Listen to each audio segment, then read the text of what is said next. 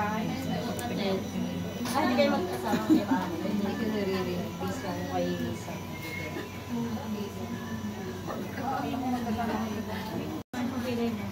6 months. Wala bang sa'yo? Hindi naman sa'yo. Nasa sa'yo na ba kung bakit pakilay mo? Diyan ka ba bumalik? Ay, dahil siya gusto niya din.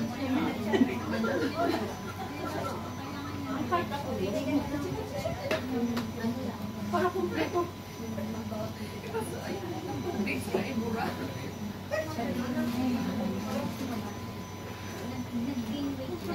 Hanapin mo rin ang kilay mo. Reklamo siya, madami daw yun, madami daw wala. Basta nga. Naano ko na. Masyak ka sa dugo sa sabi na. Naninervous siya sabi ko. Hindi na malayo na ubus. Sabi na. Nagaganon nga ako eh.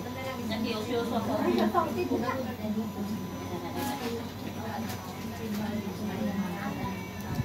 Nangangalay ka naman. Oo. I-Gcash mo sa'yo, Jeline. Sa akin?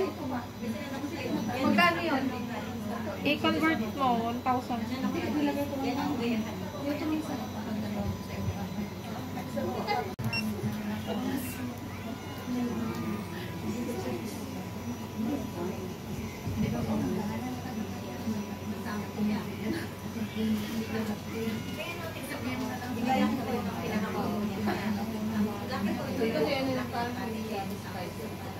Magkano sa iyo, ate?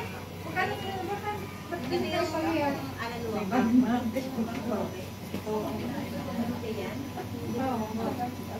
Tanggalin mo na lang nga ilit. Sabi ko nga, nakasarap din na. Kasi pag bumili ka na lang ng ganito, 25. Ang dami naman. Sabi na kami magbuha sa bahay. Oo, pwede yan nga pagkano ka bakasyon. Sinabi, ano, ba't ka mumulay? Nalublog ako dun sa Agad ng ano, ipis naman. Lang ko po sa ano. ganito. Yan, ganyan, para makita. Ko, may anak, nagkaanak pa yung 45. Kaya yung anak niya na bunso, saka anak ko, isang taon lang ang sipay Walang problema yung bata. Ano yun? May na-possibility. May kakapatid yung asawa ko eh. Tapos yung bunso nila, 11. Yung anak ko, 10. Sabi ni Elizabeth ka mo ang bayan. Bakit ko na ayos ang tata? Basta Elizabeth sa'yo mga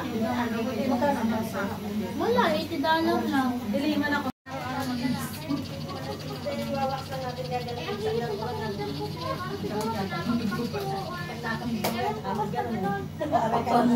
Wala ka na makakapita. Kalbong-kalbong. Pakinis mo na lang. Pagod naman yung mga yun. Pagmulakan din ang galit. Dito tayo guys na putol na train. Ayan, mimit natin yung dalawang bakekang doon. Exit. Ayun, exit.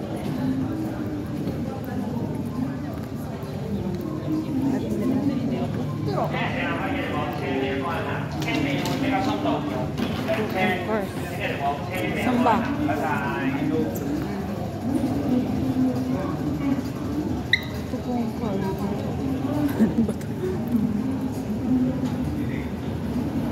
Exit.